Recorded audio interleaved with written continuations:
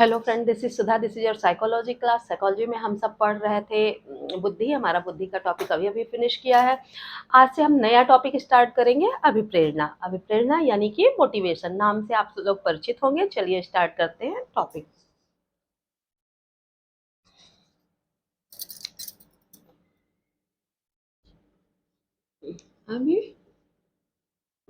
अभिप्रेरणा यानी कि मोटिवेशन। ठीक। देखिए, अभिप्रेरणा है क्या, पहले ये समझ लेते हैं। आप सभी को पता होगा प्रेरणा क्या है। जैसे जब मनुष्य एक क्रियाशील प्राणी है, ये हम सबको भी पता है, आपको भी पता है कि मनुष्य सबसे क्रियाशील प्राणी है। वो हर समय कुछ ना कुछ करता रहता है। वो कुछ भी कर रहा हो, कोई भी क्रिया कर रहा हो, कुछ ना कुछ वो करता ही रहता है। कोई पढ़ रहा जैसे इसी समय की बात ले लें, कोई पढ़ा रहा है, कोई पढ़ रहा है, कोई वीडियो शूट कर रहा है, कोई चैनल सब्सक्राइब कर रहा है, कोई अपने घर खाना बना रहा होगा, कोई बच्चा खेल रहा होगा।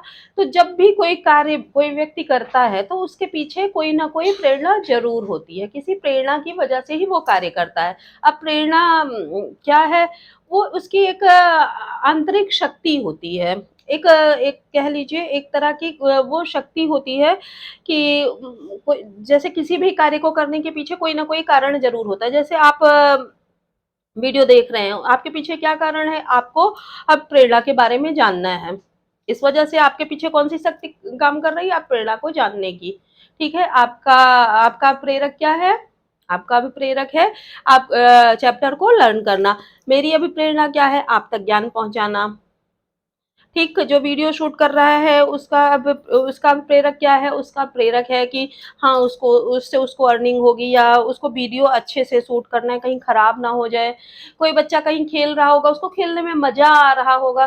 तो जब कोई किसी कार्य को करने चलता है तो उसके पीछे जो ये शक्ति काम करती है वो एक लक्ष्य होता है। उसी लक्ष्य को पूरा करने के लिए व्यक्ति कार्य करता है। तो वो लक्ष्य पूरा करने की जो एक आंतरिक शक्ति होती है उसी को प्रेरणा बोलते हैं। ठीक है? आइए थोड़ा-सा अब प्रेरणा के अर्थ के बारे में जान लेते हैं।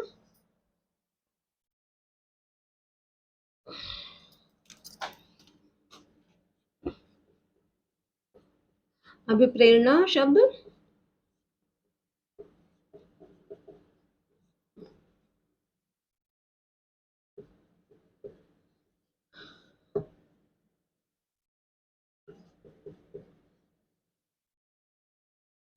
इंग्लिश के मोटिवेशन से बना है, ठीक है?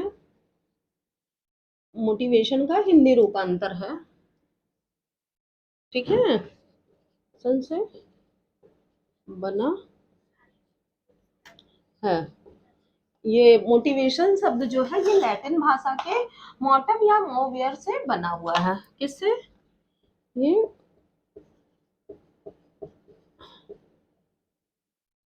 लैटिन भाषा के मोटिव या मोवियर से बना है। ठीक है? मोटम या मोवेयर का अर्थ क्या होता है? इसका अर्थ होता है गति करना। ठीक है? क्या होता है? जिसका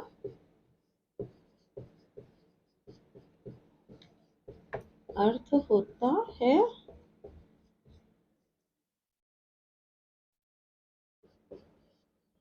गति करना। ठीक है? उसी से मोटिवेशन शब्द बना है। ठीक है? आ गई बात समझ में? अब हम थोड़ी सी चीजें और जान लेते हैं।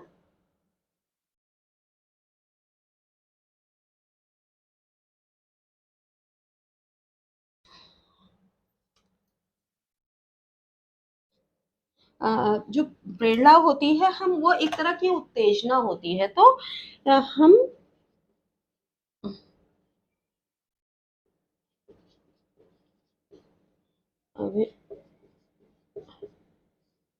प्रेरणा को एक तरह की उत्तेजना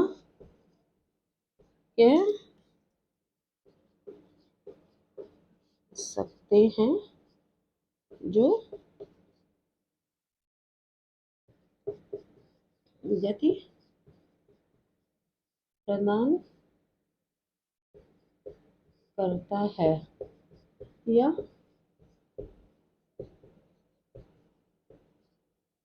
आंतरिक व बाह्य दोनों प्रकार की हो सकती है। ठीक है। अब प्रेरणा को क्या कह सकते हैं? एक तरह की उत्तेजना कह सकते हैं, जो क्या करता है, शरीर में गति प्रदान करता है, जिसके कारण व्यक्ति क्रियाशील हो जाता है। तो वो उत्तेजना किस तरह की हो सकती है? आंतरिक उत्तेजना भी हो सकती है, बाह्य उत्तेजना भी हो सकती है, दोनों तरह की उत्तेजनाएं हो सकती हैं। ठीक है, तो पहला हम देखते हैं कि क्या बना है। यह मोटिवेशन शब्द से बना है, जो लैटिन भाषा के मोटम या मोवेयर से बना है, जिसका अर्थ होता है गति करना। ठीक है, तो इस तरह से आप प्रेरणा को एक तरह की उत्तेजना कह सकते हैं, जो गति प्रदान कर सकता है। यह उत्तेजना आंतरिक और बाह्य दोनों हो सकती है। ठीक है, नोट डाउन करिए। ये चैप्टर काफी इंपॉर्टेंट है। अगर क्लासेस की बात की जाए तो 11th 12th ग्रेजुएशन सभी क्लासेस के लिए इम्पोर्टेंट है, और एग्जाम्स में आने के लिए यूपी टीईटी सुपर टीईटी इन सब एग्जाम में खास तौर से आते हैं। अभिप्रेरणा से टॉपिक से क्वेश्चन बहुत फंसते हैं, या और भी टीचिंग रिलेटेड एग्जाम जो होते हैं उनमें भी इससे क्वेश्चन आते ही आते हैं। आप इसको नोट डाउन करिए।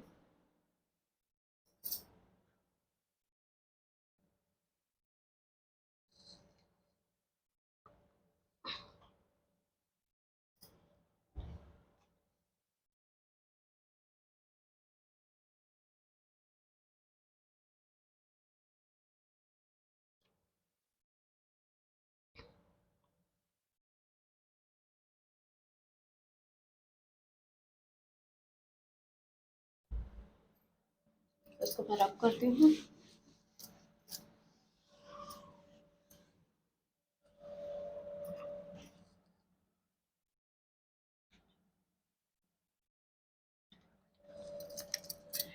इस तरह से कहते हैं, अभिप्रेरणा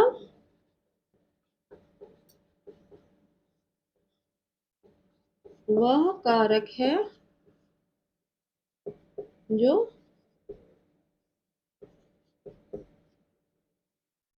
किसी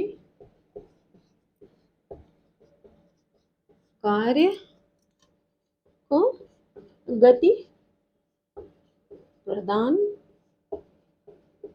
करता है। ठीक है, दूसरे शब्द में कहा जा सकता है कि अभिप्रेरणा वह शक्ति होती है, या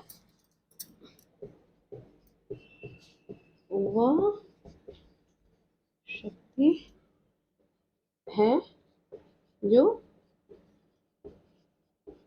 व्यक्ति को कार्य करने के लिए प्रेरित करती है। ठीक है, इस तरह से कह सकते हैं, प्रेरणा वह कारक है जो किसी कार्य को गति प्रदान करता है। सपोज करिए कि अगर आपको भूख लगी है, तो आप किसी से खाना मांगते हैं, तो खाना मांगते हैं, ऐसा तो है नहीं कि आप बैठे रहते हैं, जब मिलेगा तब खाएंगे। नहीं, आप में भूख तो लगी है, भूख के लिए वो गति प्रदान करता है। नहीं, कुछ भी खा लो, कुछ भी अभी दे दो, अभी तुरंत खाना है। किसी से मांगते हैं, नहीं मिलता है, आप अपने ही घर में जाके आपके अंदर गति आती है। आप जाते हैं, खुद ही फ्रिज से कुछ निकाल के खाने लगते हैं, मिठाई खा के पानी पी लेते हैं, या नहीं कुछ मिलता है, खाली ही पानी पी लेते हैं। हाँ, पर जब भूख लगी है, उसको मिटाने के लिए आप कुछ ना कुछ कार्य अवश्य करने लग जाते हैं। ठीक है, खाना बनाने की क्षमता है तो खाना बनाने लग जाते हैं। चिप्स, मैगी, कुरकुरे कुछ भी आप खाने लग जाते हैं, मैगी बनाने लग जाते हैं। तो ये अब किसी कार्य को करने के लिए गति प्रदान करता है, आप में गति आ जाती है। ठीक है, तो अब प्रेरणा इस तरह का कारक होता है। अब और देखते हैं, एक कह लीजिए, अब प्रेरणा क्या है? एक तरह का ध्यान आकर्षण, या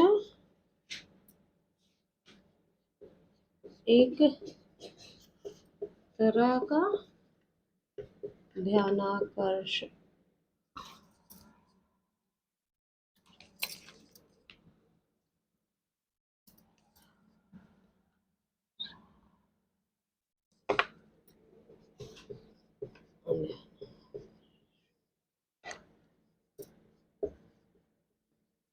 लालच की कला है जो व्यक्ति में कार्य करने की इच्छा को उत्पन्न करता है। ठीक है, इस तरह से देखते हैं यह एक तरह का ध्यान आकर्षण कैसे, जैसे आप मान लीजिए आपका पढ़ने में नहीं मन लग रहा है, आपको किसी तरह से मोटिवेट किया गया, आपने कोई वीडियो देखा, उसमें देखा कि कोई बहुत गरीब घर का था और आईएएस पीसीएस हो गया। आमतौर पर ऐसे वीडियो यूट्यूब पे आपको बहुत मिल जाते होंगे। वो अपनी मेहनत करके पढ़ाई से, तो ये चीज़ आईएएस पीसीएस किसी भी अच्छे रैंक पे हो गया, तो ये चीज़ें आपको क्या करती है, आपका ध्यान आकर्षित करती हैं। आपको उस पद को पाने की इच्छा या लालच ये आपके अंदर डाल देती हैं, तो उसकी वजह से आप पढ़ने लग जाते हैं, आपका ध्यान उस तरफ आकर्षित हो जाता है, आप पढ़ने लग जाते हैं। या भूख का ही उदाहरण हमने लिया था, आप आपको कम भूख लगी है, आप कहीं अचानक से किसी भी खाने वाले पीने की चीज़ की फ़ोटो देखते हैं, तो आपके अंदर आपका ध्यान जो है वो भूख पे ही चला जाता है कि अभी मुझे भूख लगेगी तो मैं यही खाऊँगा। तो वो आपकी क्रेविंग जो है वो बढ़ती जाती है और आप में कार्य करने की इच्छा होती है। आप उस जगह से उठ जाते हैं, आप खाने की चीज़ें ढूँढने लग जाते हैं, जो मिलता है खाने लग जाते हैं। अगर आपकी पहुँच होती है तो पर्टिकुलर चीज़ आप बनाने भी लग जाते हैं, या नहीं बना पाते हैं तो नेट पे सर्च करके मँगाने लग जाते हैं। बहुत सारी सुविधाएँ अब हो गई हैं, तो ये आप में कार्य करने की इच्छा को उत्पन्न कर देता है। ठीक है? नोट डाउन करिए इसको ज़रा-सा।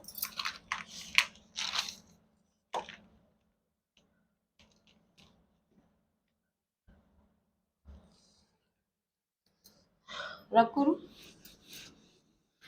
इसके अलावा जो अभिप्रेरणा है, इसमें भावनात्मक उत्तेजना पाई जाती है।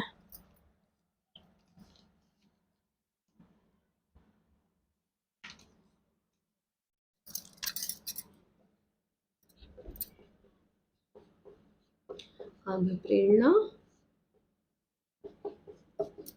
की स्थिति में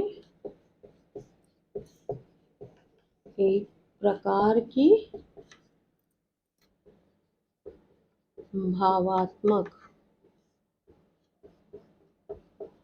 उत्तेजना पाई जाती है, जिसके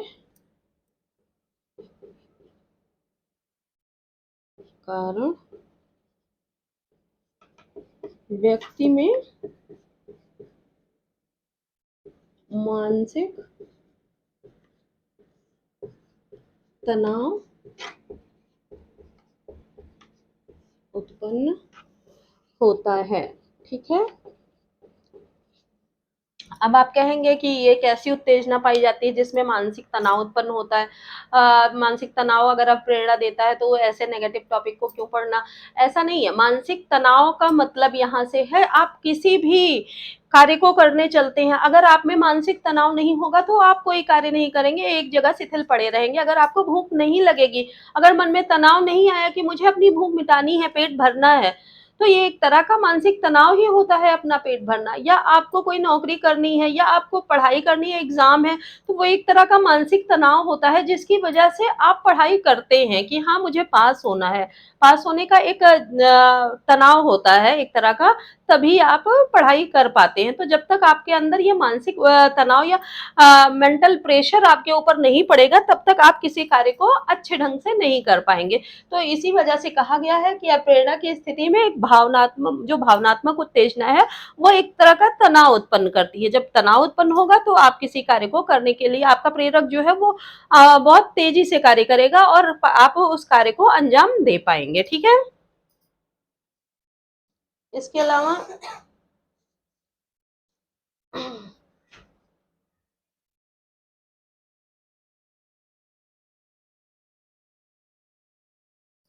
जब ये तनाव उत्पन्न होता है तो इस तनाव को दूर करने के लिए प्राणी निरंतर प्रयास करता रहता है तथा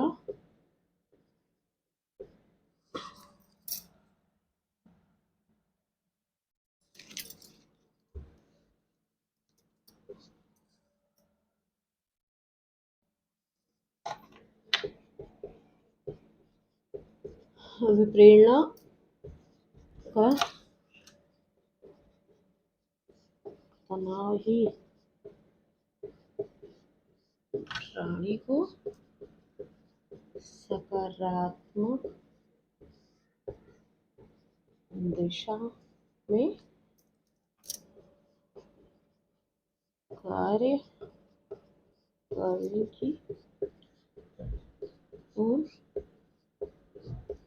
ले जाता है। ठीक है, जो ये तनाव उत्पन्न होता है, मानसिक तनाव की बात हमने की कि जो ये मानसिक तनाव उत्पन्न होता है, उसी मानसिक तनाव को दूर करने के लिए प्राणी हमेशा प्रयास करता रहता है कि ये मानसिक तनाव दूर हो जाए। जैसे भूख लगी है तो मन में एक तनाव है कि अभी कुछ खाना है, जब तक मिल नहीं जाता है खाना तब तक वो तनाव मन में बना ही रहता है। तो उस तनाव को दूर करने के लिए प्राणी प्रयास करता रहता है कि अब मुझे कुछ कुछ खाना है। मन में देखिए, आपको भी अनुभव करके देखिए कि अगर भूख लगी है तो प्रेशर एक बना रहता है कि मुझे कुछ मिल जाए, रोटी दाल ही मिल जाए तो भी खा लूँगा, कभी वो नहीं खाता है। लेकिन जब बहुत ज़्यादा भूख लगी होती है तो व्यक्ति उसको भी खाने के लिए एकदम तैयार रहता है कि मुझे रोटी नमक ही मिल जाए, रोटी अचार ही मिल जाए तो मैं खा लूँगा। ऐसे चाहे मैगी और पास्ता, पिज़्ज़ा से नीचे बात नहीं करता हूँ, लेकिन जब बहुत ये पता चला कि पूरे दिन खाना नहीं मिला है, तो शाम को वो रोटी अचार भी खाने को तैयार रहता है। क्यों? क्योंकि वो उसके मन में तनाव है अपनी भूख मिटाने की, तो उस तनाव को दूर करने के लिए वो कार्य करता रहता है। और जो ये मानसिक तनाव होता है, प्रेरणा उसको सकारात्मक दिशा की तरफ लेके जाती है। ठीक है, इसीलिए ये तनाव जो है उसको नेगेटिव नहीं माना जाता है। आई बात समझ में? होपफुली आपको बात आ रही होगी समझ में। इसको नोट डाउन करिए, फिर अब प्रेरणा की परिभाषाएं लिखते हैं।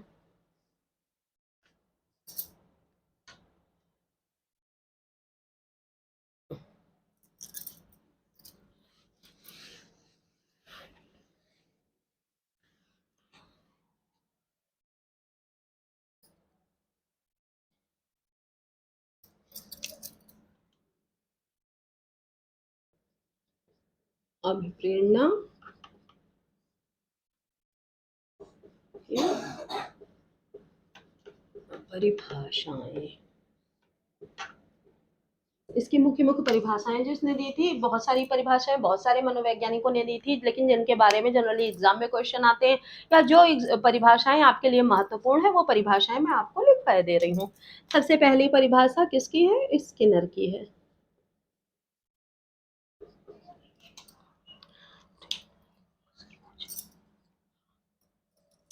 इन्होंने कहा था अभिप्रेरणा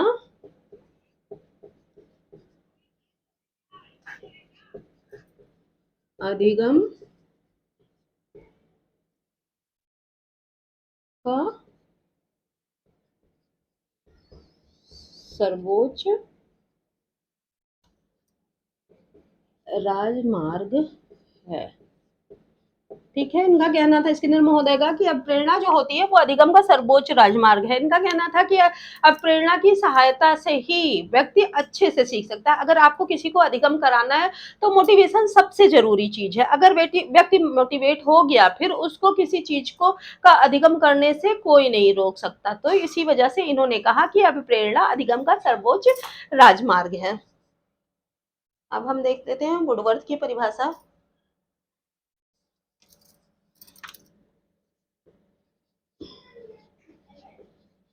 वुडवर्थ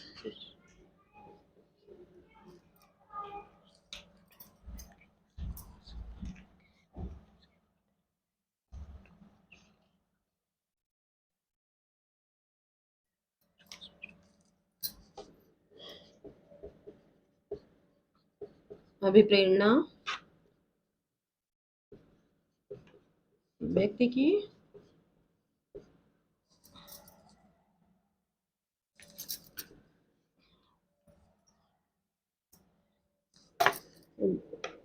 व्यक्ति की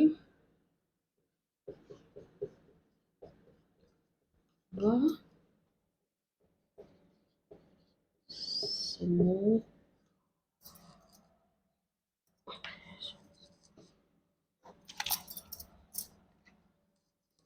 समूह है जो निश्चित उद्देश्य की पूर्ति के लिए व्यवहार को स्पष्ट करता है। देखिए, वुडवर्थ महोदय का कहना था कि प्रेरणा क्या है?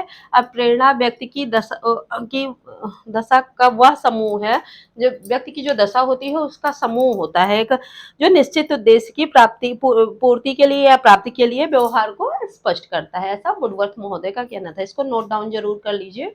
वुडवर्थ की परिभाषा काफी अच्छी परिभाषा मानी जाती है।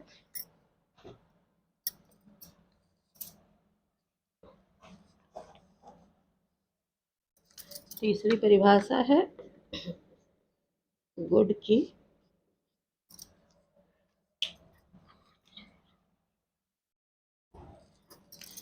अभिप्रेरणा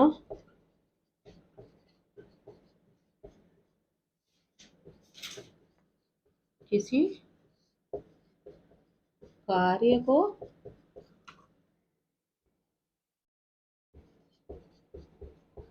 आरंभ करने,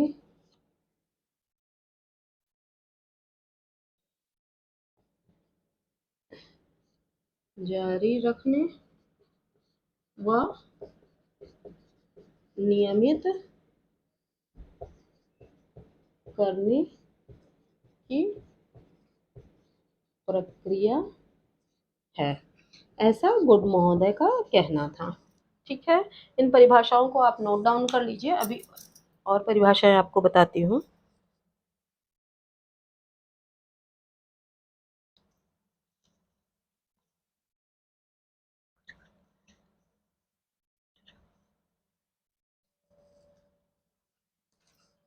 रब कर रही हूँ।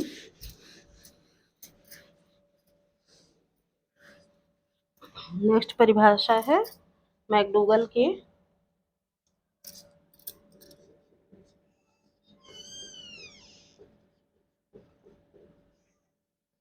इनका कहना था कि अभिप्रेरणा जो है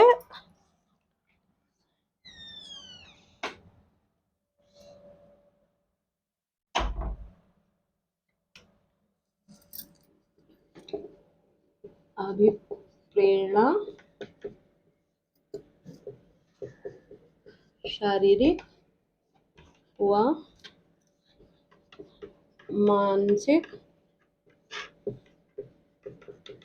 दशाएं हैं जो व्यक्ति को कार्य करने के लिए प्रेरित करती है। ठीक है, ऐसा एक और परिभाषा देख लेते हैं।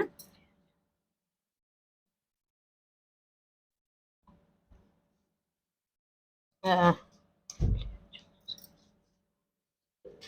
ये है ब्लेयर, जोन्स व सिम्पसन। इन तीनों ने मिलके ये परिभाषा दी थी। इसको नोट डाउन करिए।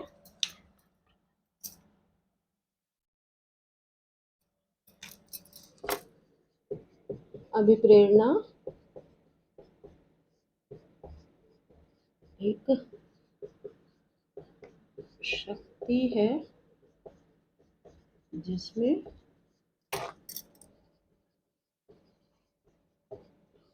सीखने वाले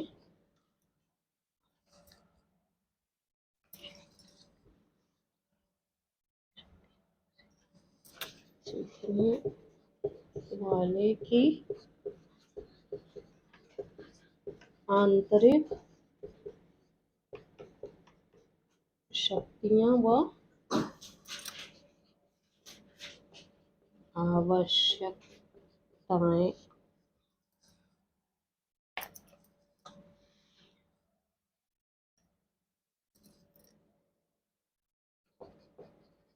आवश्यकताएं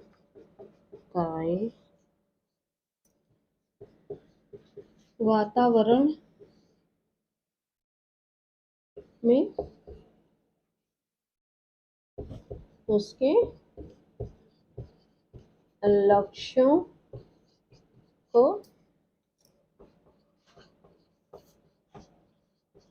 निर्देशित करती हैं। ठीक है, ऐसा इन तीनों ने ये परिभाषा दी थी। ठीक है, इस तरह से हमने 5 परिभाषाएं देख ली हैं। ये सारी परिभाषाएं काफ़ी महत्वपूर्ण हैं। इसमें से मैकडोगल और वुडवर्थ की परिभाषा काफ़ी महत्वपूर्ण मानी जाती है। गुड की परिभाषा भी कई जगह प्रयोग में आई है, उससे भी क्वेश्चन आए हैं, तो इसलिए इन परिभाषाओं को आप जरूर नोट डाउन करिएगा। ये हमारा हो गया आज का टॉपिक, अभिप्रेरणा का अर्थ और उसकी परिभाषाएं। नेक्स्ट टॉपिक में हम प्रेरणा के एस्पेक्ट्स यानी संघटक या कह लीजिए उसके स्रोत या उसके कारक के विषय में बात करेंगे। तो अगर आपको ये वीडियो पसंद आया तो लाइक सब्सक्राइब शेयर जरूर करें। मिलते हैं नए वीडियो में नए टॉपिक यानी कि प्रेरणा के संघटक के या एस्पेक्ट्स के बारे में हम डिस्कस करेंगे। तब तक के लिए धन्यवाद।